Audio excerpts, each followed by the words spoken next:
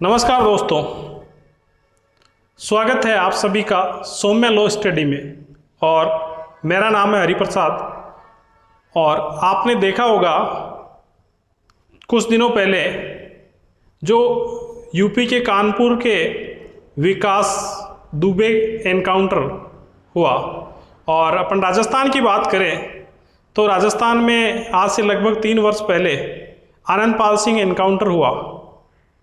तो ऐसे में जो एनकाउंटर हुए हैं उनको देखकर आप सभी के मन में ये क्वेश्चन निश्चित रूप से उठता होगा कि एनकाउंटर के बारे में भारत का कानून क्या कहता है, भारत में एनकाउंटर के बारे में क्या लॉ है, क्या एनकाउंटर न्यायोचित है, क्या एनकाउंटर विधिपूर्ण है। साथियों, मैं किसी भी एनकाउंटर की सत्यता या वैधता के बारे में मैं बात नहीं करूंगा, न उसके पॉजिटिव और न उसके नेगेटिव रूप में बात करूंगा। मैं केवल ये बात करूंगा कि विधि क्या कहती है, लॉ क्या कहता है एनकाउंटर के बारे में। तो आप एनकाउंटर से संबंधित कानून को जानने के लिए इस वीडियो को एंड तक देखें। अगर आपको वीडियो अच्छा लगे शेयर करें, और हमारा channel Saumya law study subscribe नहीं किया तो सब्सक्राइब करें, बेल आइकन प्रेस करें। तो बिना किसी अनावश्यक बात के हम अपनी बात स्टार्ट करते हैं। आइए, सबसे पहले हम देखते हैं एनकाउंटर। एनकाउंटर शब्द क्या होता है। एनकाउंटर शब्द का अर्थ क्या है। एनकाउंटर का मतलब काउंटर अटैक, या हम बात करें मुठभेड़। हिंदी में जो शब्द है इसके लिए वह है मुठभेड़, और इंग्लिश में है एनकाउंटर। एनकाउंटर का सीधा सा अर्थ है कि आपसी मुठभेड़ में किसी व्यक्ति का मारा जाना। यहाँ जो भारत में एक विशेष संदर्भ में एनकाउंटर का अर्थ लिया जाता है कि पुलिस के बीच में और अपराधी के बीच में काउंटर अटैक हो जाता है, तो उस समय अपराधी द्वारा पुलिस को के विरुद्ध अटैक किया जाता है। तो ऐसी स्थिति में जो है पुलिस द्वारा अटैक करके ऐसे व्यक्ति को मार देना जो है एनकाउंटर होता है। अब हम बात करते हैं एनकाउंटर के बारे में कानून क्या है, भारत में क्या विधियां हैं, क्या भारत की विधियों में एनकाउंटर शब्द लाया गया है, क्या एनकाउंटर को भारत की किसी लॉ में परिभाषित किया है। तो भारत के किसी भी लॉ में, किसी भी विधि में, कॉन्स्टिट्यूशन में, आईपीसी, सीआरपीसी, एविडेंस, कहीं भी एनकाउंटर शब्द को परिभाषित नहीं किया है। अब हम बात करते हैं भारतीय संविधान के आर्टिकल 21 की। भारत के संविधान में सबसे महत्वपूर्ण भाग है भाग 3। भाग 3 में है फंडामेंटल राइट्स, मौलिक अधिकार। मौलिक अधिकार क्या है, और उनमें, उन अधिकारों में सबसे महत्वपूर्ण अधिकार है right to life and liberty, अर्थात प्राण एवं दैहिक स्वाधीनता का अधिकार। प्राण एवं दैहिक स्वाधीनता का अधिकार क्या है। Right to life and liberty क्या कहता है आर्टिकल 21। आर्टिकल 21 कहता है no person shall be deprived. Article 21 कहता है no person shall be deprived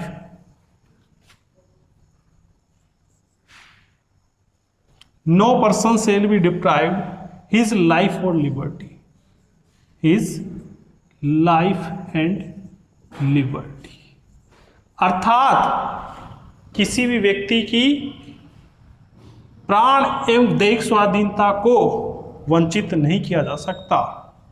पर एक्सेप्ट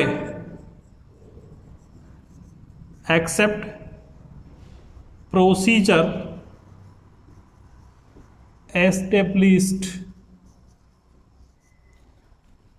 एस्टेब्लिश्ड बाय लॉ। अर्थात किसी भी अनुच्छेद 21 के अनुसार किसी भी व्यक्ति को उसके प्राण एवं दैहिक स्वाधीनता से विधि द्वारा स्थापित प्रक्रिया के अनुसार ही वंचित किए जा सकता है, अन्यथा नहीं। किसी भी व्यक्ति के जीवन की स्वतंत्रता को विधि द्वारा स्थापित प्रक्रिया के अनुसार ही वंचित किया जा सकता है, अन्यथा नहीं। अर्थात किसी भी व्यक्ति के जीवन की स्वाधीनता को नहीं छीना जा सकता, लेकिन एक स्थिति में छीना जा सकता है। कैसे? प्रोसीजर एस्टेब्लिश्ड बाय लॉ, विधि द्वारा स्थापित प्रक्रिया के अनुसार जीवन की स्वतंत्रता को वंचित किया जा सकता है, बाकी किसी भी प्रकार से किसी भी व्यक्ति की जीवन की स्वाधीनता को नहीं छीना जा सकता। हर व्यक्ति को जीवन दिया है, हर व्यक्ति को मानव जीवन दिया है, और human life with human dignity, मानव जीवन को मानवीय गरिमा के साथ जीवन जीने का अधिकार है। इसलिए किसी भी व्यक्ति की जीवन की स्वाधीनता को छीना नहीं जा सकता, सिवाय प्रोसीजर एस्टेब्लिश्ड बाय लॉ, विधि द्वारा स्थापित प्रक्रिया के अनुसार ही वंचित किया जा सकता है। अब हमारे मन में क्वेश्चन उठता है कि विधि द्वारा स्थापित प्रक्रिया क्या है? विधि द्वारा स्थापित प्रक्रिया क्या है? अब विधि द्वारा स्थापित प्रक्रिया के बारे में ऑनरेबल सुप्रीम कोर्ट की क्या गाइडलाइन है कि विधि कोई भी ऐसा कानून बनाया जा सकता है जिससे जीवन की स्वतंत्रता प्रभावित हो? नहीं। विधि द्वारा स्थापित प्रक्रिया का मतलब यहां नेचुरल जस्टिस फॉलो होनी चाहिए, समयक विधिक प्रक्रिया, ड्यू प्रोसेस ऑफ लॉ इसमें इंक्लूड है, नेचुरल जस्टिस इसमें इंक्लूड है। तो विधि द्वारा स्थापित प्रक्रिया में ऐसा कानून बनाया जाना चाहिए, कानून किसी प्रकार का नहीं, कानून ऐसा होना चाहिए जो न्यायोचित हो, उचित हो, रीजनेबल हो और प्राकृतिक न्याय को फॉलो करता हो। अर्थात फेयर एंड जस्ट और रीजनेबल होना चाहिए, रीजनेबल होना चाहिए। फेयर का मतलब फेयर, जस्ट, उचित होना चाहिए, न्यायोचित होना चाहिए, युक्तियुक्त होना चाहिए। तो ऐसा कानून बना के जो उचित हो, न्यायोचित हो, युक्तियुक्त हो, प्राकृतिक न्याय के अनुरूप हो, ऐसा कानून बना के आपकी जीवन की स्वाधीनता से वंचित किया जा सकता है, बाकी किसी भी प्रकार से नहीं किया जा सकता। अर्थात किसी भी व्यक्ति के जीवन को बिना विधिक प्रक्रिया के वंचित नहीं किया जा सकता। तो ऐसे में क्वेश्चन उठता है कि क्या एनकाउंटर उचित है? क्या किसी व्यक्ति के जीवन को समाप्त कर देना न्यायोचित है? क्या किसी व्यक्ति के जीवन को समाप्त करना फेयर, जस्ट और रीजनेबल है? क्या किसी व्यक्ति के जीवन को समाप्त कर देना प्राकृतिक न्याय के अनुरूप है? तो इस बारे में दंड प्रक्रिया संहिता 1973 सीआरपीसी, दंड प्रक्रिया संहिता 1973, जिसको शॉर्ट में कहते हैं अपन सीआरपीसी, उसकी एक धारा है, धारा 46। वो ये कहती है कि गिरफ्तारी कैसे की जाएगी, गिरफ्तारी कैसे की जाएगी। तो ये 46 जो है गिरफ्तारी की प्रक्रिया बताती है। अरेस्ट कैसे की जाएगी, गिरफ्तारी कैसे की जाएगी, हाउ मेड अरेस्ट, गिरफ्तारी कैसे की जाएगी। तो इस बारे में 46 क्या कहती है? 46 का पहला क्लोज ये कहता है कि जब पुलिस अधिकारी किसी व्यक्ति को गिरफ्तार करता है तो कब करता है? दो स्थिति में कर सकता है, एक तो कोर्ट के द्वारा वारंट जारी होने पे, दूसरा जब किसी व्यक्ति ने कॉग्निजेबल ऑफेंस किया है, संज्ञेय अपराध किया है तो गिरफ्तार करेगा। गिरफ्तार कैसे करेगा?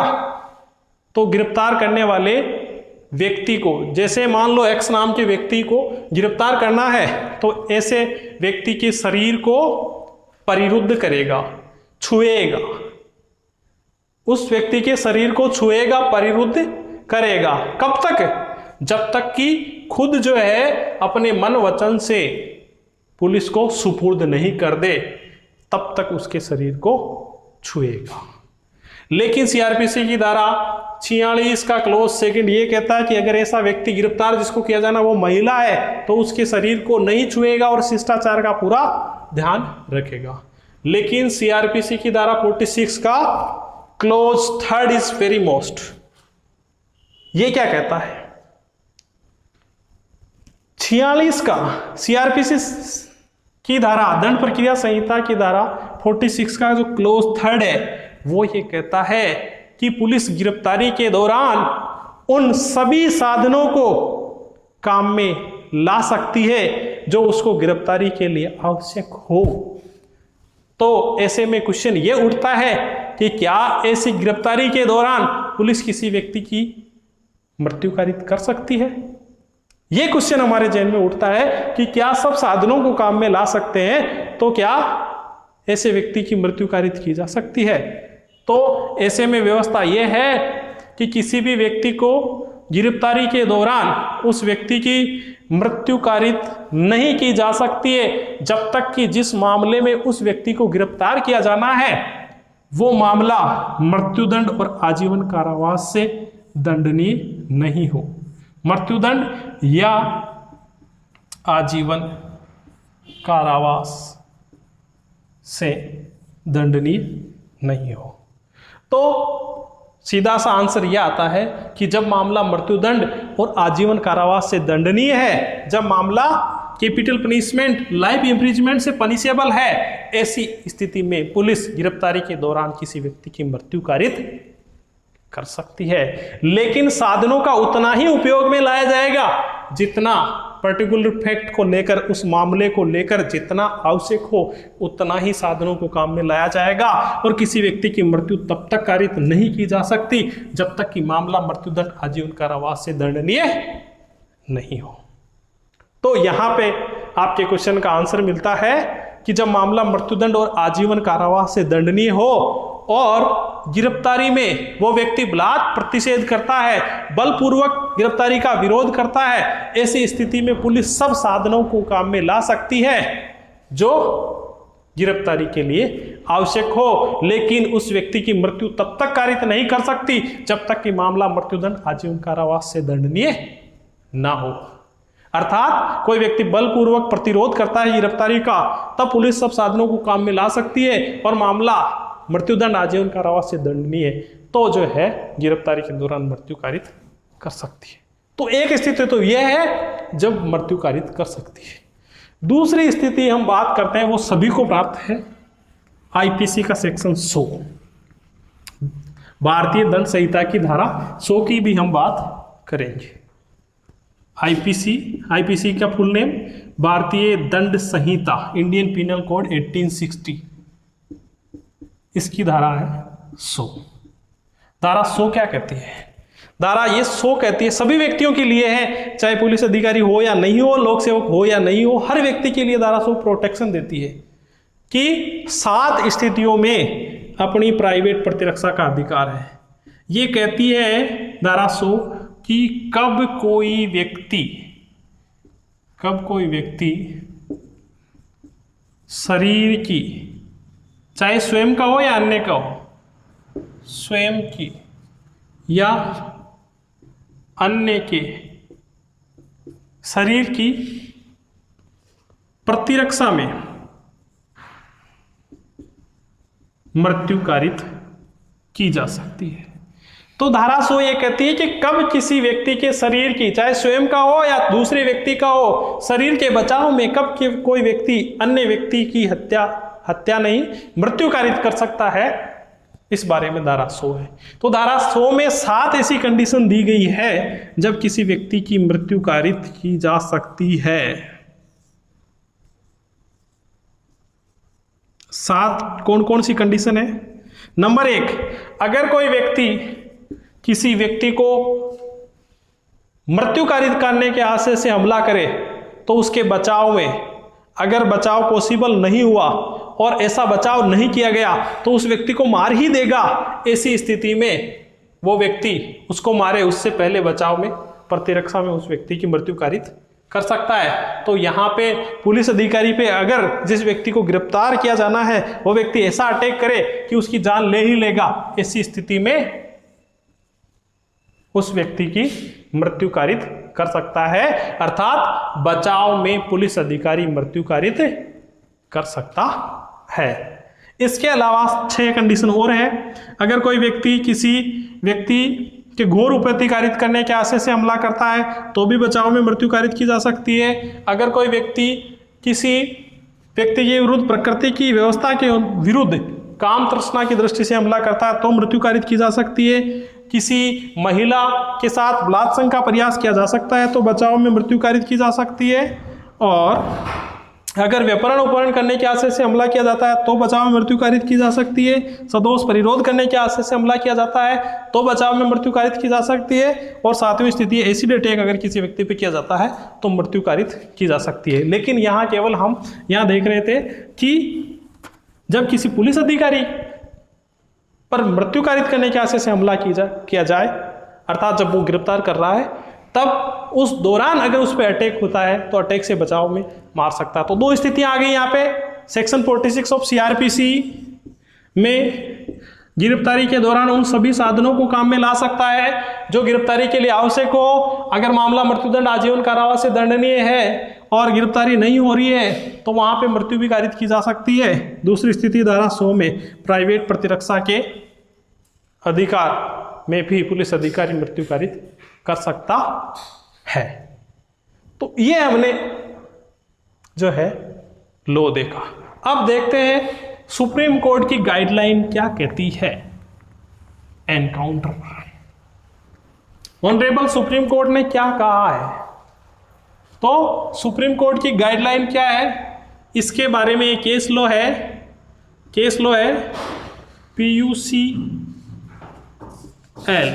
PUCL versus state of Maharashtra.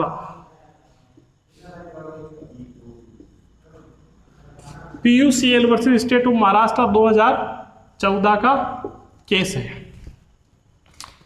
PUCL का फुल फॉर्म है people's union for civil liberties versus state of Maharashtra 2014 का मामला है। ये मामला क्या है? इसमें क्या हुआ था? बॉम्बे में 1995 से लेके 1997 तक लगभग 99 एनकाउंटर किए गए जिसमें लगभग 135 लोगों की मृत्यु हुई। तो यहाँ जो है 135 लोगों की जो है एनकाउंटर में मारे गए। तो यहाँ एक PUCL एक संस्था है, उसकी ओर से people's union for civil liberties एक संस्था है, इनकी ओर से जो है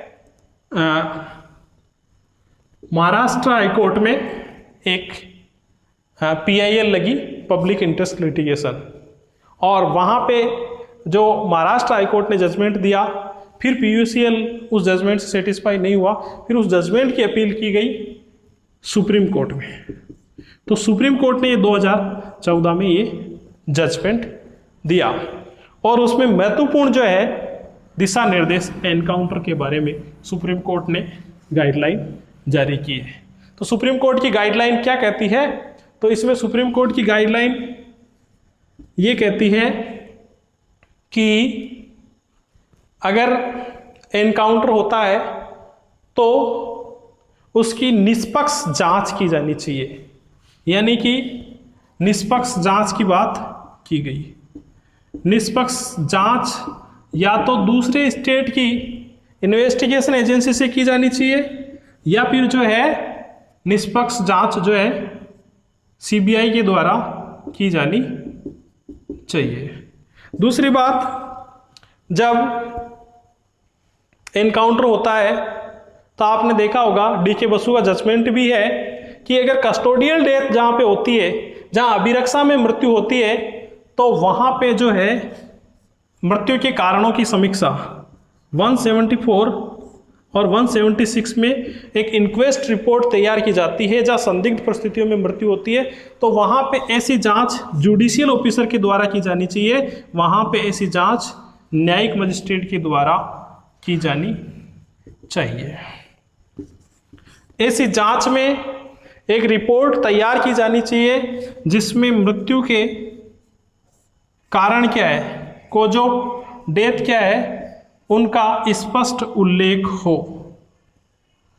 ऐसी जांच में ऐसे स्थान को तत्काल सील कर देना चाहिए, ऐसे स्थान को तत्काल सील कर देना चाहिए ताकि वो जो है वहाँ का जो घटना स्थल है उसके जो है नमूने वगैरह आसानी से लिए जा सके। ऐसे स्थल और ऐसे स्थल के व्यक्तियों की पहचान की जानी चाहिए, पहचान की जानी चाहिए। गवाहों के तत्काल जो है बयान लेखबद्ध किए जाने चाहिए 161 में। तुरंत एफआईआर जो इनकी दर्ज कर 154 के अनुसार और 157 की प्रोसीजर अपनाई जानी चाहिए। यहाँ पे ये देखना चाहिए निष्पक्षता से जांच की जानी चाहिए, सीबीआई जैसी स्वतंत्र और निष्पक्ष एजेंसी से जांच की जानी चाहिए। अगर संदिग्ध पाया जाता है तो इसकी एफआईआर दर्ज की जानी चाहिए और ऐसी इंटेंशनली अगर ऐसा घटनाक्रम है तो 302 में केस दर्ज किया जाना चाहिए। आदि बातों की जो है इस जो है जजमेंट में ऑनरेबल सुप्रीम कोर्ट ने गाइडलाइन जारी की है। तो इस प्रकार हमने देखा कि आपको एनकाउंटर से संबंधित कानून जिसमें आईपीसी की धारा 100, सीआरपीसी की धारा 46, भारतीय संविधान का अनुच्छेद 21, ये सभी कानून समझ में आया होगा और एनकाउंटर क्या होता है ये अच्छे से समझ में आया होगा। अगर ये हमारा आपको वीडियो अच्छा लगे तो इसको लाइक वाला बटन अवश्य प्रेस करें और वीडियो को आपके मित्रगण जो कानून की जानकारी प्राप्त करना चाहते हैं उनको अधिक से अधिक शेयर करें। और आप लगातार हमारा कानून से संबंधित वीडियो देखना चाहते हैं तो इसमें एक लाल कलर का जो बटन दिया गया है सब्सक्राइब का, वो सब्सक्राइब कीजिएगा। अगर आप पहले से सब्सक्राइबर हैं तो आप बेल का आइकन प्रेस कीजिएगा ताकि आपको नोटिफिकेशन मिलता रहेगा। और अगले वीडियो में फिर हाजिर होते हैं एक नई कानून की जानकारी लेकर आपके बीच। तब तक के लिए आप सभी से अलविदा।